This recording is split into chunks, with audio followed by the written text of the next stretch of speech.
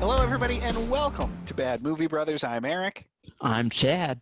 and this time we watched The Hounds of Notre Dame. Oh, yeah. Why don't you explain how this came up? I will explain how this came up. So, very exciting recent Bad Movie Brothers news. When one day, much to my surprise, we received a comment on one of our Bad Movie Brothers episodes on YouTube, the episode Primo Baby, which is a movie about a horse. We received a comment from the movie's writer and director, Ada Lishman. And And, what was said? well, very much to my surprise, she was very complimentary. She said she liked us, she liked the show. She was just really glad that somebody had watched the movie and went to the trouble to talk about it. And it was very nice. And I was number one floored that someone associated with one of these movies said something to me. Right. And number two, that it wasn't to yell at us. Yeah, I wasn't angry. Right. And then, so she gives us a recommendation. Yeah, she gave us a recommendation. Primo Baby is a Canadian movie. She is a Canadian filmmaker, and she wanted to recommend to us another Canadian. She actually recommended two Canadian films. Oh, all right. The one that I could find Mm. was The Hounds of Notre Dame. Now, Yeah. because Primo Baby Mm-hmm. is about an horse, Sure. And Horsey. what did you think The Hounds of Notre Dame was going to be about? Well, you see, so I guess I would say I had a journey of what I thought The Hounds of Notre Dame would be about that frankly lasted all the way through the movie itself. Mm-hmm. But initially, I thought, I think not unreasonably, I thought dogs would be involved. Right, dogs, a lot of dogs. And I certainly considered, Notre Dame has certain specific connotations, Mm-hmm. particularly to you and I, Ah, as a couple of alumni. indeed. But so I thought initially dogs, so maybe like dog racing or dog breeding, or that maybe it would be like kind of a mystery, the Hound of the Baskervilles, kind of a I got you. mystery or a spooky job, a Uh-huh. spooky house. And was it any of those things? No, No. no. What did you think the Hounds of Notre Dame was going to be about? So I certainly thought it was going to be like, here's all the dogs of all the priests and brothers at Mm, Notre Dame. okay, And like this a is how they, documentary. yeah, this is how they live their life. Okay. It could have been, not necessarily a documentary, but Mhm, mhm, mhm. fictionalized in some way. I don't know. Sure, sure. Yeah, like the dogs all talk to each other, Right. and there's a lot of scenes where they like hide under the bleachers at the football games to like snag hot dogs Yeah, and there's stuff. Newt Yeah, Rockney and all this. Yeah. right, right. And at one point, one of the dogs is on the field, catches the ball in his mouth, and scores the winning touchdown. Yeah, so it's a mix of Hmm. Charlotte's Web Hmm. and the dog with the basketball. Airbud. There you go, Airbud. I was thinking it's more of a mix of Homeward Bound and Rudy. Indeed. Hmm. But of course, it was none of those things. Now it is my job as eldest bad movie brother Oh, okay. to to find these movies, and so I when I found this one on the YouTubes, and you can watch this whole movie on YouTube should you get the inclination. When I found it and I kind of skimmed through it, and I says to myself, oh, okay, this is a hockey movie, Right. got it.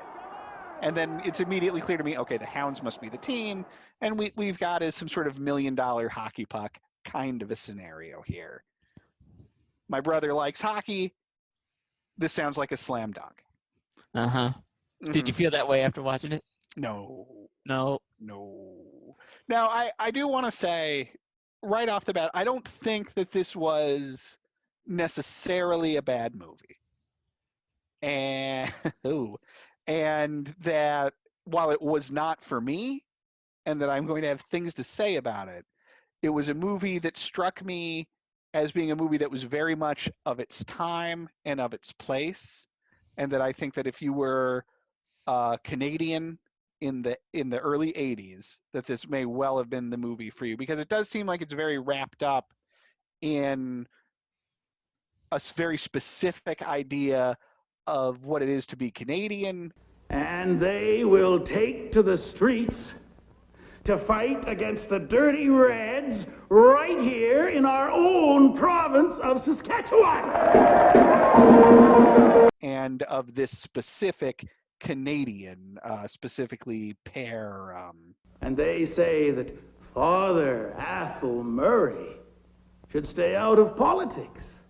Real guy. Yeah. Mm-hmm. Real guy, real place. Indeed. Yeah. I So think I said well. Well said, sir. Thank you. So the Notre Dame in question is not our alma mater, but rather a sort of a boys' town in, I think, Saskatchewan. Here in our own province of Saskatchewan. In the 1940s. In the 1940s. Still around today, though. Still going strong. Okay. All right. And it's run by Father, or as he prefers to be called, I believe, French-Canadian style, Pear Murray. And Pear, how would you describe Pear Murray? Oh, my goodness. The most, I don't know, relaxed priest I've ever seen. He's certainly out of uniform a fair amount. Yeah, he's, he's doing his best. Mm-hmm. Mm-hmm. I think.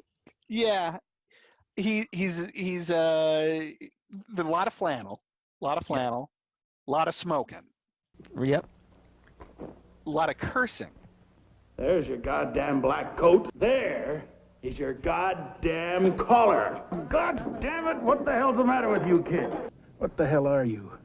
A goddamn Nazi? And if you can't beat them, at least give them the goddamn measles! Damn it all. Damn it all! I don't give a damn what your name is. Goddamn train. You're goddamn heroes. Smoking a cigarette in front of the whole damn school. God damn it, we can't sit here all night. God damn it! This is Notre Dame! In any event, so you would ask me what I thought this movie was about, and that question really did continue with me throughout the movie, because as we just said, it starts with a whole political rally. So I'm thinking, okay, this is a movie about like a priest running for office, I guess. Although, if I'm being completely honest, I think at first I thought that Pear Murray was the bad guy. I did too. And then he goes to Notre Dame. I'm reluctant to call it a boys' school, because it turned out at one point there were girls there, which surprised the heck out of me. It's like the College of Notre Dame. Right, but they were like 10. Yeah, but it ranged from 10 to like 25 in each class. There was no age ranges. Based on actors' age, it ranged from 10 to, I'd say, mid-30s. But yeah. Point well taken. In any event, so then I thought, okay, so this is a movie about kind of a boys' town thing, and like there's the dormitories are these little like shacks out on the ice, and there's an early scene where like one of the boys has to like run to the outhouse. Did you make it, kid? You know, it's this whole kind of thing. So it's like, all right, so this is sort of a super low rent Dead Poets or something like that. Yeah, but what's it about? There's two overall questions for me. What's it about? Yeah. And what's the length of time? Well, I know the answer to both of those, at least according to the producers. Great. But so I think for a while I think, okay, this is going to be this movie about the school. Yeah. Then, and I need to write down, about 20 minutes into the movie, this, I guess, rich kid gets brought into town. Yeah. He's at least better dressed. He was like the Mighty Ducks Banks or whatever. I thought he was like the Mighty Ducks' Emilio Estevez. Okay. Like, I didn't twig to that he was a student for a while. I thought he was like a new The hire coach. New at the coach. school that was like going to be like the hockey coach or, a teacher at the school or something like that. But then, Uh-huh. yeah, it becomes apparent, oh no, he's another problem kid who I guess punched a teacher in the face somewhere. Mm-hmm. And so he's been sent to Notre Dame. So it's like, oh, okay, so now I guess this is a movie about how this kid like learns the ropes or whatever. But then about 45 minutes into the movie, hockey shows up, and now it's about a big hockey game in Moose Jaw. Yep. And then it turns into a movie about how the hockey team is stuck in a blizzard, but they need to get coal back to the school. And at Right. that point, there's about 10 minutes left in the movie. Yes. So what's it about? So what's it about? It is the description that I saw, and this description answers your second question, Oh. is that it's about 36 hours in the life of Pear Murray. Yeah, because I was gonna say it's like a day, right? We're talking one day. Yeah, well, it's one of those movies where you're watching it and you're saying to yourself, this is either all taking place in one day or 5 years. Uh-huh. Yep. One of those kind of deals. But yeah, so I think that ultimately what it's about is it's about Pear Murray, and it's supposed to be like a character study. Right. It's all about this theme. There's one theme in the movie. Okay. It's all about triumph over adversity. Sure. That's all it's about. Yes. That's it. You can't. There's no question. That's it. It is. Well, but there's also some other themes, and like, I mean, it's also like there's a lot of real anti-communist messaging sprinkled in. And they will go to Finland to fight against the godless communists. Yeah. So the plot of this movie is loose. Very. Very loose. So I think to some degree, it's less talking about what it's about or what happens in it than moments. A lot of moments. So what are some moments that stuck out to you? In what way?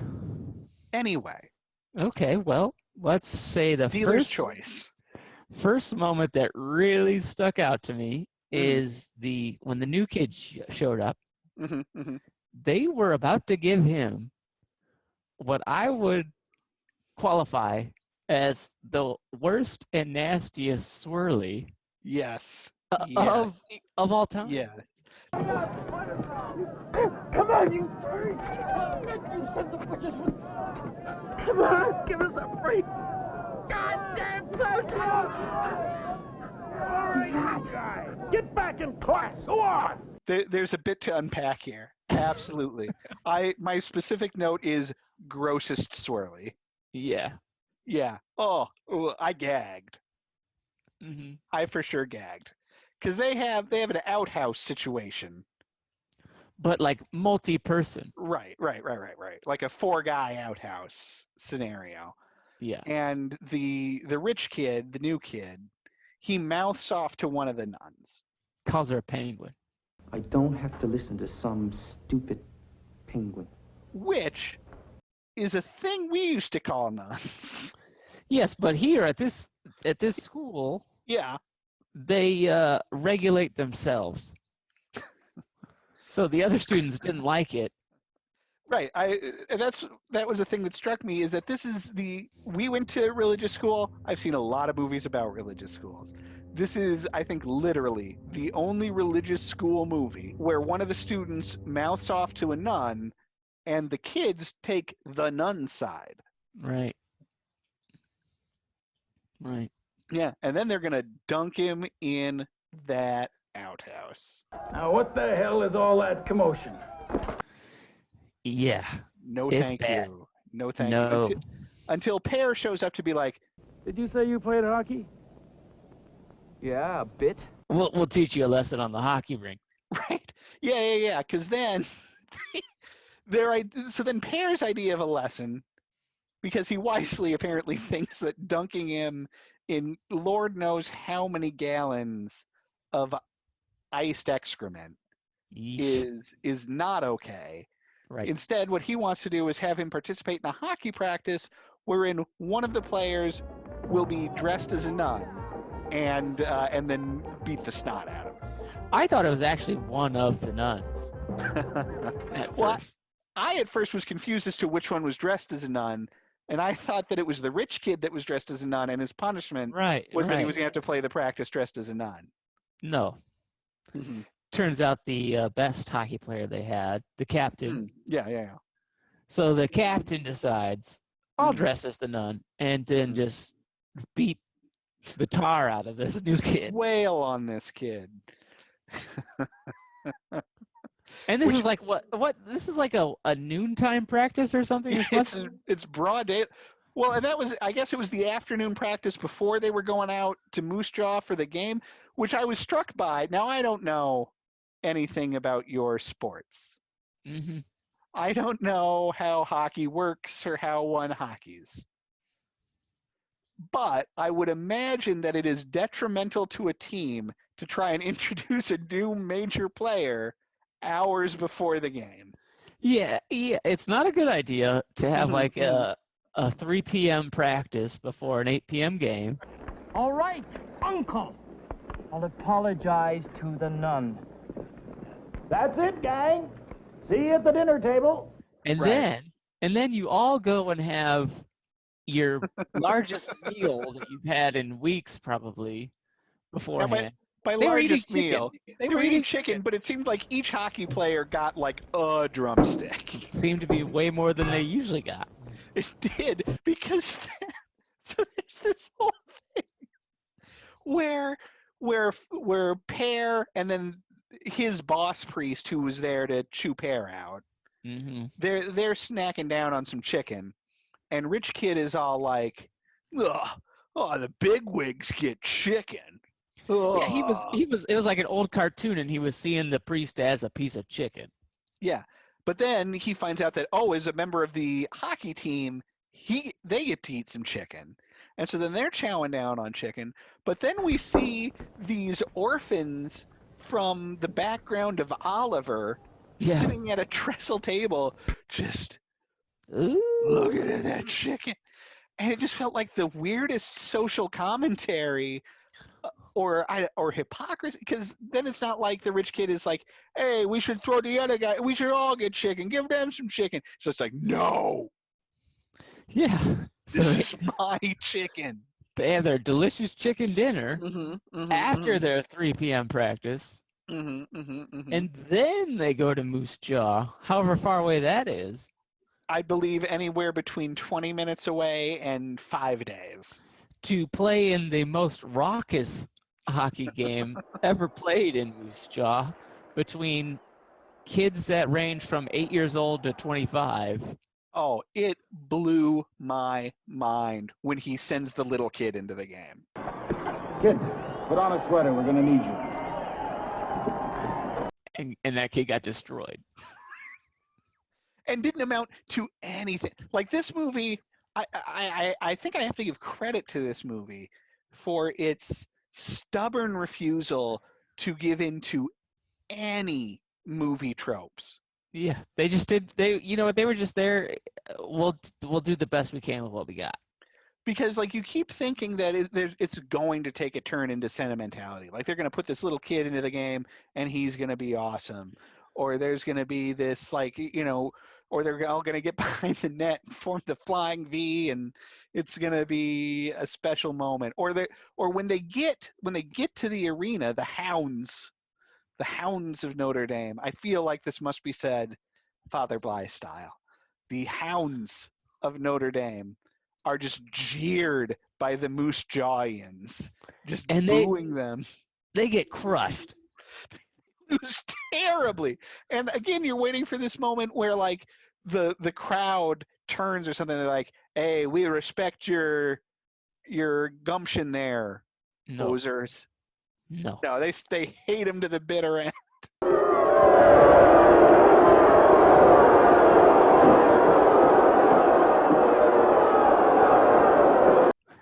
which leads me to another surprising moment in the movie. Yeah, They're getting killed in between periods. of the game. Yeah, and we get a classic Pear speech. And he says something to the effect of, like, if you can't beat him, And if you can't beat them, at least give them the goddamn measles! what? Well, so A priest said that. so Pear's attitude during the hockey game, which also included ignoring a blatant head injury. Very up and down, this guy.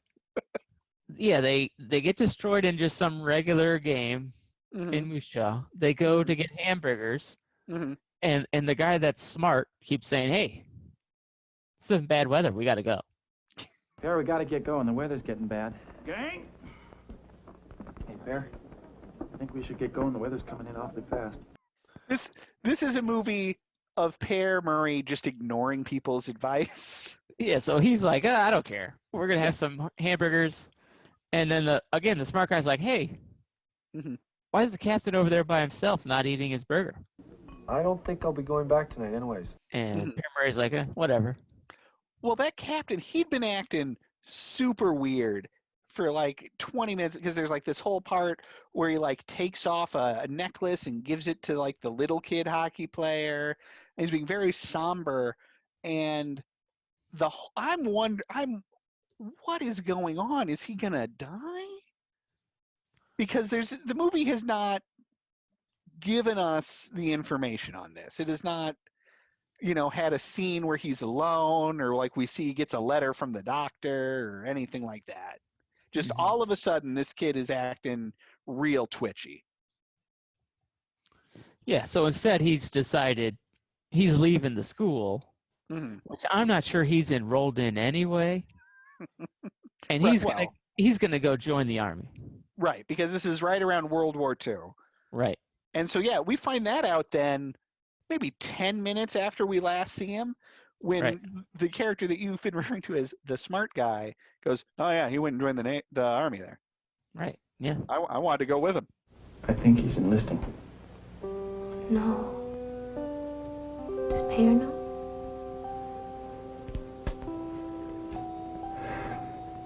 I nearly went with him. Yeah, so now let's all go drive in this snowstorm and almost die. Yeah, but nobody else knew how to drive, so I sit here.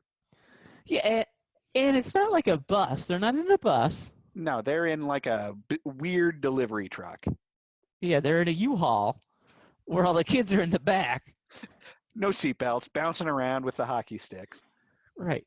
There is supposedly a life-saving amount of coal in that truck somewhere, but I don't know where. Because there's this little bit of a runner about that they're running out of coal to heat the different shacks, and so Pear Murray, for some reason, he gets a cut of the gate at this hockey game, which seems real weird to me. Yeah. But he gets a cut of the gate, and then he's used it to buy coal, and so about the last 5 to 10 minutes of the movie are about that they need to risk their lives and brave the blizzard because if they don't get the coal back to the school, then the little uns might die. Right. But because it's just like the last 5 or so minutes of the movie, and because they don't even tell us that those are the stakes until like the truck's already been stopped at the snow, there's no suspense. Boys are exhausted. We got to get that coal back to the college. They'll be all right till tomorrow. We can send a telegram to say we're on the way. We're gonna be stuck here for days. So here's the deal. Here's the overarching thought. Yeah. Mm-hmm. Thought it was going to be about dogs.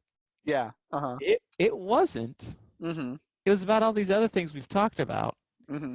And then at a couple of random spots in the movie, they sprinkle in the actual Notre Dame fight song.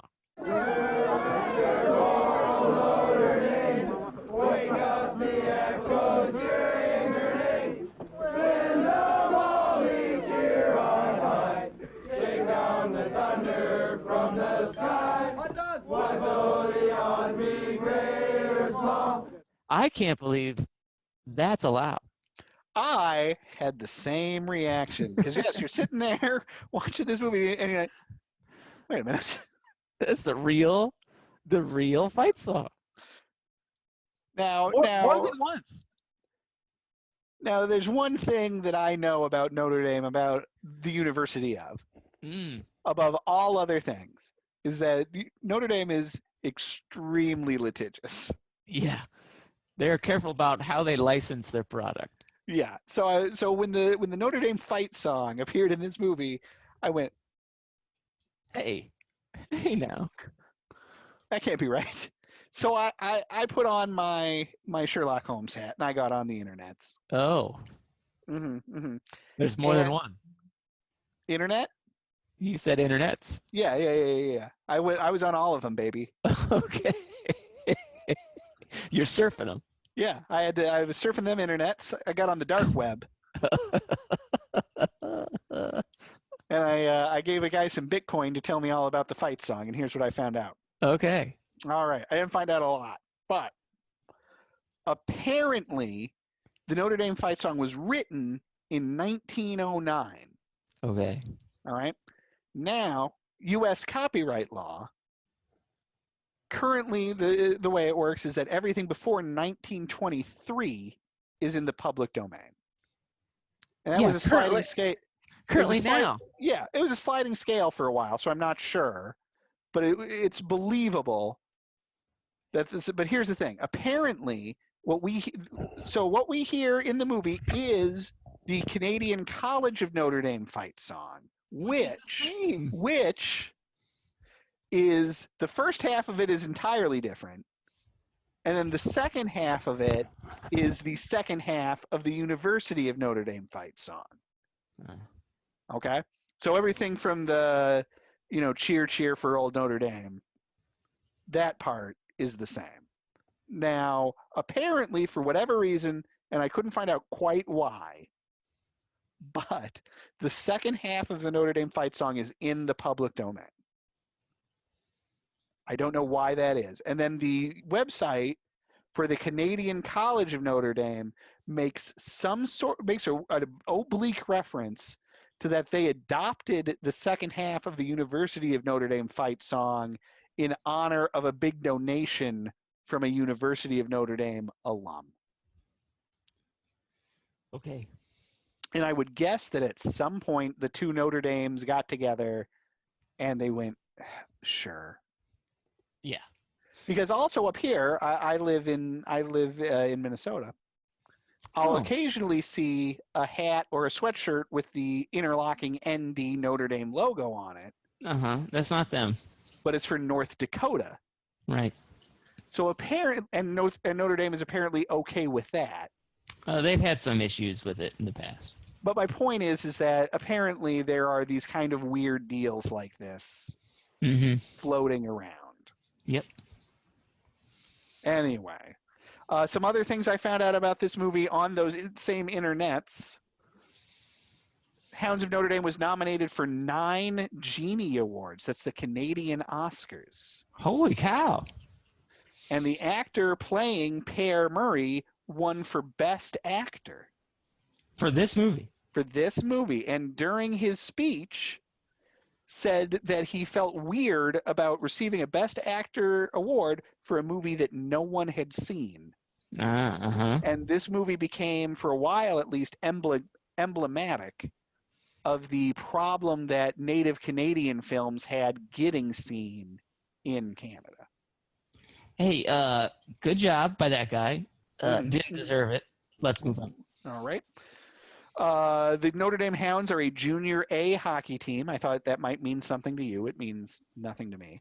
No, there's so many divisions. Who knows? All right. Okay. The lady teacher in the movie, the one who is not allowed to smoke. Get rid of that disgusting thing. Father Murray, how can you be so hypocritical? Look at what you're doing. Damn it all! She played the voice of Rogue on the X-Men cartoon. Wow, that's cool. And the kid who played the new rich kid played a character named Detective Dolly in the Boondock Saints movies. Okay. which I saw at one point but remember virtually nothing about. And there you go. Interesting. Do you have anything else you want to say about the Hounds of Notre Dame, Chad? Thanks for the recommendation.